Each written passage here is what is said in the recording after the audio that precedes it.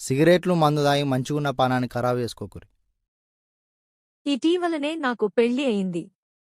నా శరీర ఛాయ కాస్త నల్లగా ఉంటుంది. మా ఆయన పెళ్లప్పుడు నా రంగు గురించి ఏమీ మాట్లాడలేదు.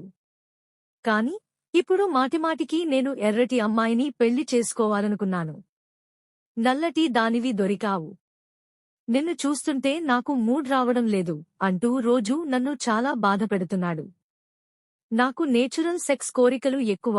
పెళ్లి కాకముందు సెక్స్ కోసం ఆశపడ్డాను. ఇప్పుడు మా ఆయన ధోరణితో నాలో సెక్సే చచ్చిపోయింది. నేను ఎర్రగా మారేందుకు ఏమైనా మార్గాలు ఉన్నాయా? పెళ్లి కాకముందు ప్రతి ఒక్కరికీ తనకు కాబోయే జీవిత భాగస్వామి గురించి రకరకాల కోరికలు, ఊహలు ఉంటాయి. అటువంటి వాళ్లు దొరకడం చాలా అరుదు. ఒకవేళ అటువంటి వాళ్లు దొరికినా కొన్ని సందర్భాలలో వాళ్ల మనస్తత్వాలు మ్యాచ్ అవ్వక ఈ పెళ్లి ఎందుకు చేసుకున్నామా అని బాధపడతారు. అందుకని శరీర రంగులు, అందాలు ముఖ్యం కాదు.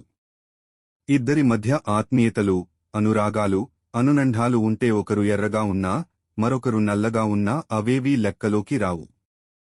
దాంపత్యం అంటే బాహ్య సౌందర్యం కాదు, అంతర్గత సౌందర్యం. దాన్ని ఆస్వాదించలేనివాళ్లు జీవితాన్ని కోల్పోతారు. నల్లటివాళ్లు ఎర్రగా మారేందుకు మార్గాలుగాని, మందులుగాని లేవు. మీరే కాస్త ఓపిక పట్టి మీవారి ఎడల మీకు ఉన్న అభిమానాన్ని, పేనుని మీ చేతల్లో చూపించండి. తప్పకుండా ఆయన యాటిట్యూడ్లో మార్పు వస్తుంది. చివరికి నా భార్య బంగారం అంటారు. మీవారి ధోరణి వల్ల బాధపడేది మీరే కనుక మీ సంసారాన్ని ఆనందమయం చేసుకోవడం మీ చేతిలో ఉంది.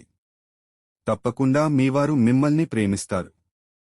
ఆ రోజులు తప్పకుండా ముందు ముందు వస్తాయి.